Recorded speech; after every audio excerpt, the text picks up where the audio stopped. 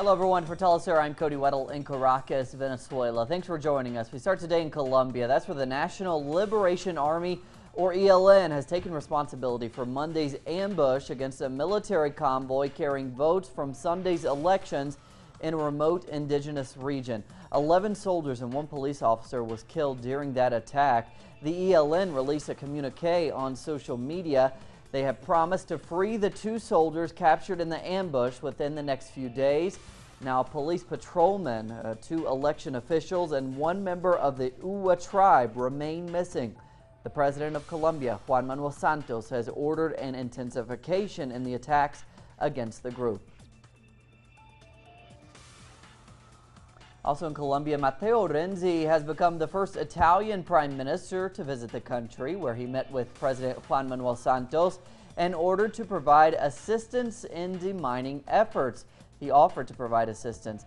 He praised the FARC and the Colombian government for their unprecedented efforts to end the 50-plus years of internal conflict. Now, Colombia is one of the world's most affected countries by anti-personnel mines.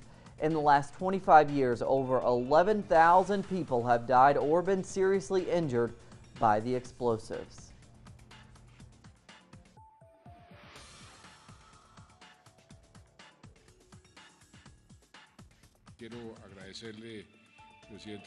I want to thank President Renzi for your personal and official support to our peace process.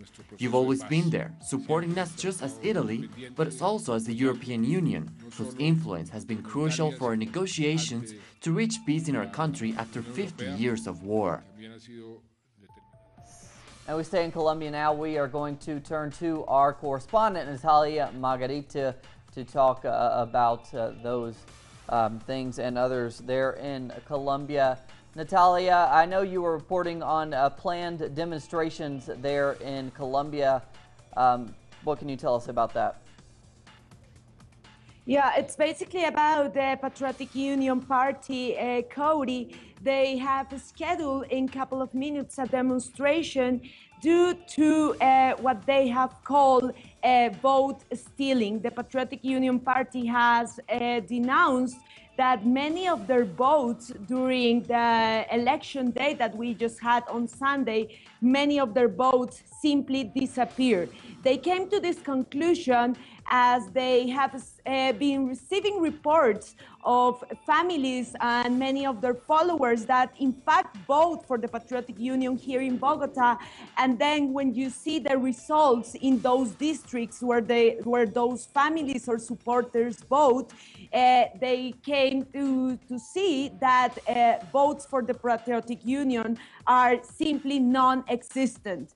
So the president of this political party, that is Aida Bella, she has denounced and she has called for the National Electoral Council to recount the votes of that party here in Bogota. And that's the reason why they are holding in something like 15 minutes, they will start holding a demonstration, Cody. And to what extent, Natalia, has this undermined the legitimacy of Sunday's local and regional elections, or has it? Well, there is lots of denounce. The Electoral Observation Mission, for instance, said that while we had one of the most, if not the most peaceful elections during Colombian history, on the other side, the reports and on fraud and vote buying is frightening. The Electoral Observation Mission, for instance, said that they received around 1,200 reports that has to do with vote buying. And apart from this is what I just told you regarding the specific case of the Patriotic Union Party that they are denouncing, and they expect a recount of votes here, at least here in the case of Bogota, Code. All right, Natalia Margarita reporting there from Colombia. Natalia, thanks. Back to you.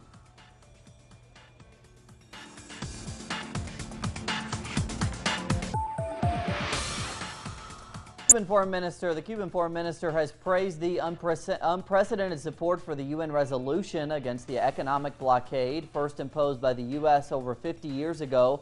But Bruno Rodriguez said he was disappointed with Washington's decision to once again vote against the resolution. The Cuban minister added that the U.S. has now found itself in a position of international and political isolation.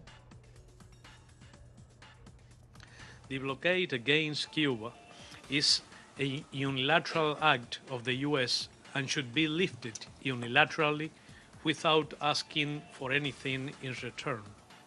It's only up to the U.S. to adopt the necessary measures to comply with the international law, as President Obama has said, to serve the national interests of the U.S., which will be benefited by the lifting of the blockade. To Central America now, Guatemalan President-elect Jimmy Morales says that when he assumes the presidency, he will focus on eradicating government corruption.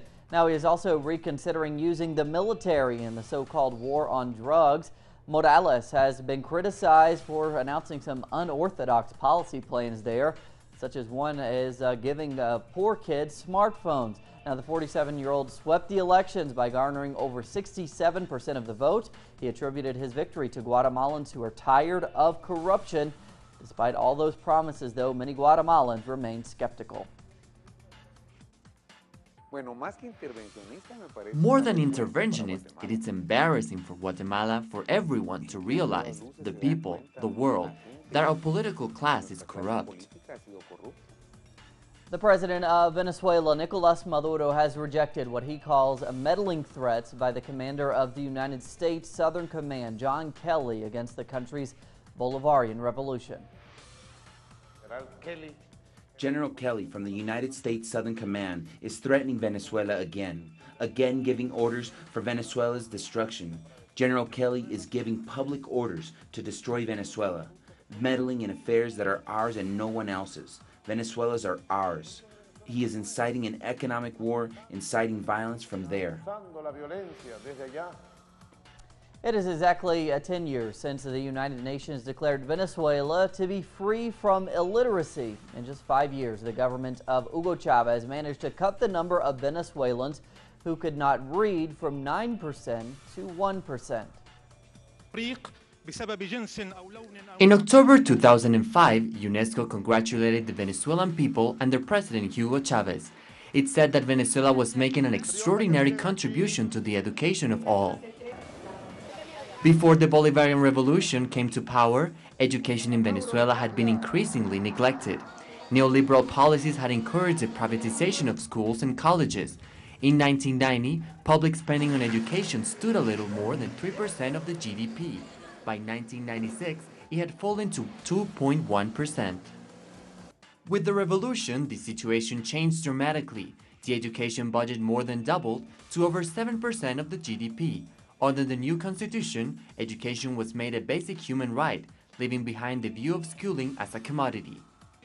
UNESCO declared Venezuela to be free from illiteracy. This has been achieved by the adult literacy programs like the Robinson Mission, set up by the revolution with support from Cuba. Currently, the Venezuelan government is concentrating on improving scientific and technological education, an objective laid out as the fifth key target in President Chavez's governmental plan from 2013 to 2019. One example of this priority is the fact that enrollment in higher education in Venezuela has grown dramatically, from just under 900,000 students in the year 2000 to more than 2.6 million in 2014. UNESCO put Venezuela fifth in the world for the numbers attending university as a proportion of the population. In Nicaragua now, scores of demonstrators protested Tuesday in Managua over the construction of the Interoceanic Grand Canal that is due to compete with the Panama Canal. Now, they claim that the canal threatens their water, homes, and livelihoods. Now, this ambitious project seeks to link Nicaragua's Caribbean and Pacific coasts and includes plans for 2 free trade zones, a railway and oil pipeline, and airports. The government gave a 50-year concession to a Chinese company. Some experts say the construction could have an impact on some 30,000 people living along the proposed route.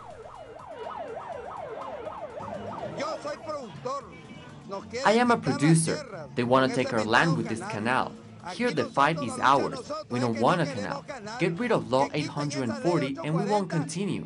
It's Law 840 that we want them to get rid of, so we can work in peace and not waste our time here with this march.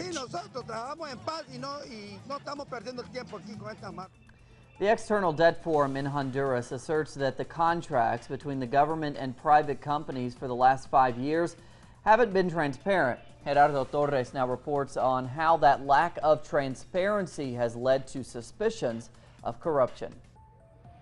According to the External Debt Forum in Honduras, the government has business alliance with private companies and banks for over $450 million, and for the last 5 years these contracts have been given away with almost no transparency. The total amount of public trust is around 9 billion lempiras. There are legal bases that don't allow access to public information, contributing to opacity and the restriction to public information. That is where problems come from, because information is covered by a secrecy veil, because they're classified as national security matters of public investment, which is the particular case we're dealing now, related to private-public alliances. The previous government of Porfirio Lobo is accused of giving away $500 million worth of false contracts to fake companies related to public officials still in the government. We never agreed with the law approved in 2010 that in the first place establishes that the private-public alliance must not follow the procedure of state contracts. Secondly, the combination of this law and the investment law authorizes the president to make short lists of the companies that can be presented technical, economic, and financial proposals, and also to shorten the deadlines to receive these proposals and to sign the contracts. These are the problems that are there from the beginning.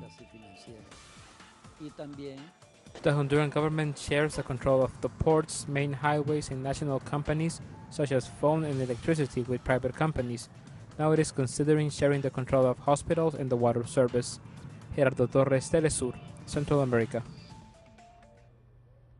A cooperative pharmacy has been opened in a small Chilean town to provide medication at a lower cost for patients suffering from chronic diseases. Now, this initiative is drawing attention in a country where healthcare is very expensive and where the main pharmacy chains have been caught up in a price scandal. Some patients can save up to 90% of their prescription fees. Now, according to Chile's pharmacy school, it is not unfair competition because it's only a restricted group of people who receive benefits. As the flow of refugees making their way to Europe continues, some countries have turned to erecting physical barriers on their borders. The latest country considering a fence to keep those in need out. That's when we come back. North and south from us, and we are ready to start, pending the government decision, to set up an established border.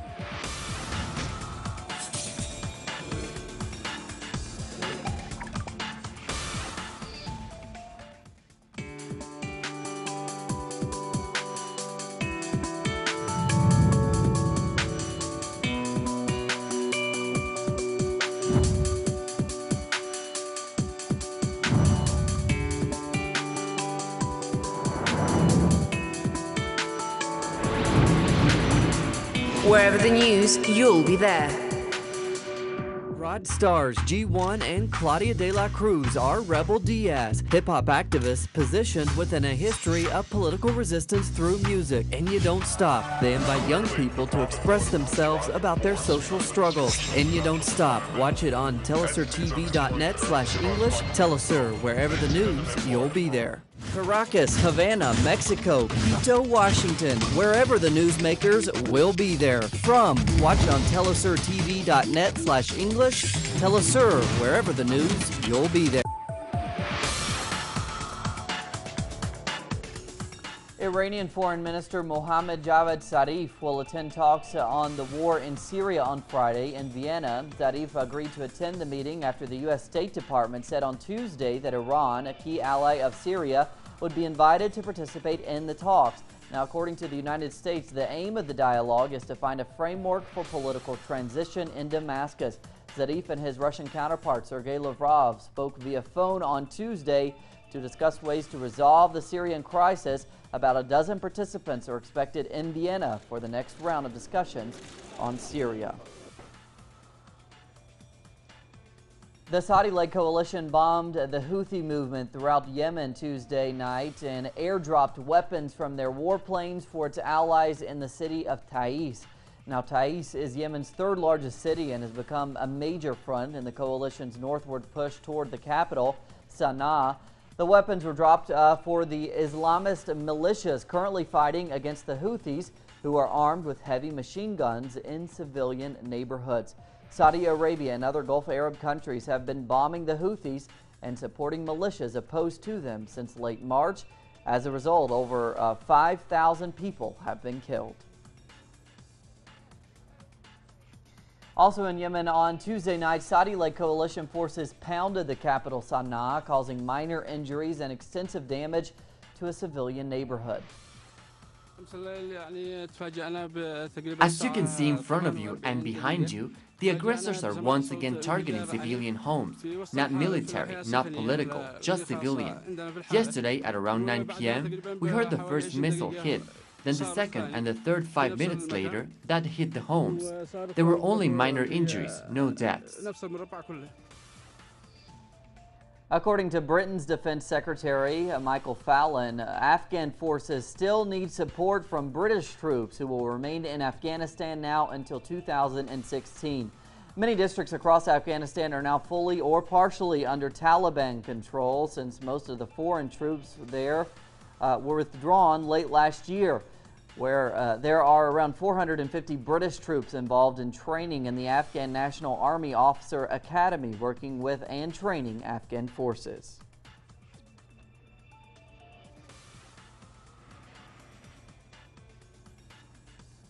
Days ahead of the country's parliamentary elections, Turkish police stormed the offices of an opposition media firm owned by Koza Apek in a crackdown on media linked to a U.S.-based critic. Now in Istanbul, brawls broke out and police used water cannons there to disperse dozens of people in front of the offices of Kanatuk and Bugün TV, who took to the streets in protest. On Tuesday, authorities also took over management of 22 companies owned by İpek. The media outlets have been critical of Recep Tayyip Erdogan and accused him of growing authoritarianism ahead of the parliamentary election on November 1st. Slovenia's Prime Minister Miro Cerar has said that his government is considering building a border fence with Croatia to manage the flow of refugees passing through the country. We are carefully monitoring what is happening north and south from us, and we are ready to start, pending the government decision, to set up an established border. I repeat that Slovenia does not want walls. It does not want walls between the European states, but if it is forced to take such a measure, it stands ready to put up a fence on its border with Croatia in order to manage the flow of migrants and direct them to certain crossing points. I want to stress that this is not for aggressive use of the army, but only for the logistic support and with the units trained for such purposes. There has been a wave of arson attacks recently on asylum centers in Sweden. Police reported that 2 shelters for newly arrived refugees had been set ablaze on Tuesday night. The attacks come as the country receives record numbers of asylum seekers there. More than 100,000 refugees have arrived in Sweden so far this year, and 190,000 are expected in total for 2015. Authorities are now keeping the locations of planned new housings confidential due to the attacks. The Palestinian President Mahmoud Abbas has addressed the UN Human Rights Council in Geneva this Wednesday to demand an end to the occupation. Meanwhile, in Palestine, violence seems to be calming there for now. With more now, we turn to Noor Harazin. If we compare the situation in the Palestinian territories today and yesterday with what was happening over the past 3 weeks, we could say that the situation is coming a little bit to a calm, a little bit peaceful here in the Gaza Strip and also in the West Bank, despite some incidents that happens every now and then around different cities in the West Bank. Israeli police arresting Palestinian youth. At the same time, Israeli police shooting and injuring Palestinian youth, accusing them of carrying attacks. However, the Palestinian people see this third intifada as a way to get their rights, and hopefully the Palestinian President Mahmoud Abbas will somehow in the next few days agree with the Israeli side on giving the Palestinian people some of their rights, at least stop building the settlements. The second day of runoff elections for more than 200 parliamentary seats in Egypt is underway. However, voter turnout there has reportedly been low for this round as well. In the first round of polls on Tuesday, no clear winner emerged and just over 26% of eligible voters participated. The last general election was held in 2011, months after longtime leader Hosni Mubarak was ousted. At that time, the first round saw a 62% voter turnout. The Chinese ambassador to the United States, Cui Twinkai, has said that a U.S. Navy warship coming close to reefs claimed by China in the South China Sea was serious political and military provocation. Now, to express its strong discontent over the patrol, China's foreign ministry summoned the U.S. ambassador to China, Max Baucus. Now, Cui said it was a clear attempt by Washington to militarize the region. On Tuesday, the Nigerian army raided suspected Boko Haram camps in Borno State and rescued over 300 captives. 30 suspected Boko Haram militants were killed in that process there. Those rescued included 8 males, over 130 females, and over 190 children. The militants have been blamed for killing thousands of people and displacing over 2 million people in the country's northeast. The Indonesian government is considering declaring a national emergency due to ongoing forest fires there. Now, according to a senior minister, the death toll from acrid haze caused by the fires from slash and burn farming has climbed now to 19. The haze that has blanketed much of the Southeast Asia has left more than 500,000 Indonesians suffering from respiratory ailments. The National Disaster Management Agency said it expected the fires to be completely extinguished by the end of November or early December.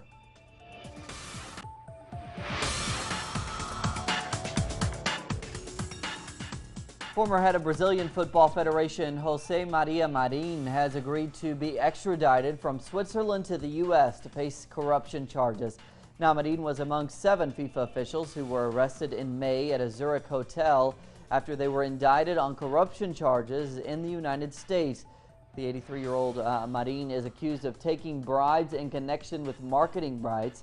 He allegedly accepted millions of dollars from sports marketing companies in connection with the Copa America and Copa do Brasil tournaments.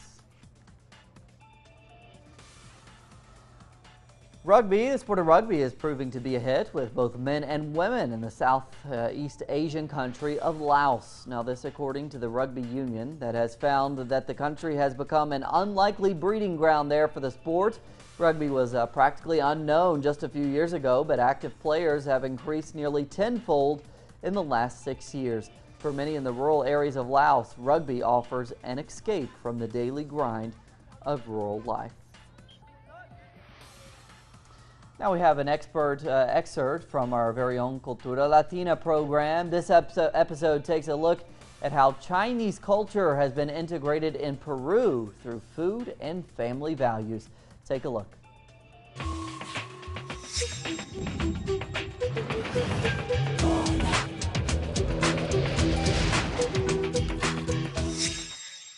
This week in Cultura Latina, Chinese culture has a strong presence in Peru thanks to the success that Chinese immigrants and their descendants, known as Tusanes, have enjoyed in integrating into Peruvian society while maintaining their cultural heritage and identity. The Peruvian Chinese Association estimates there are 5 million Peruvians with Chinese last names living there.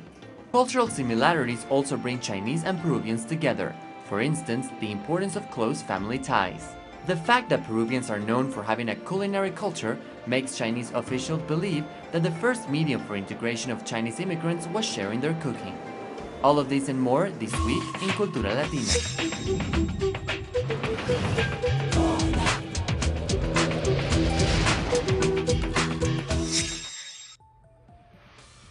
A Chinese development project titled East Montage bears an uncanny resemblance to one of the most iconic examples of Italian architecture in Venice, where patrons can take a ride part in gondola rides.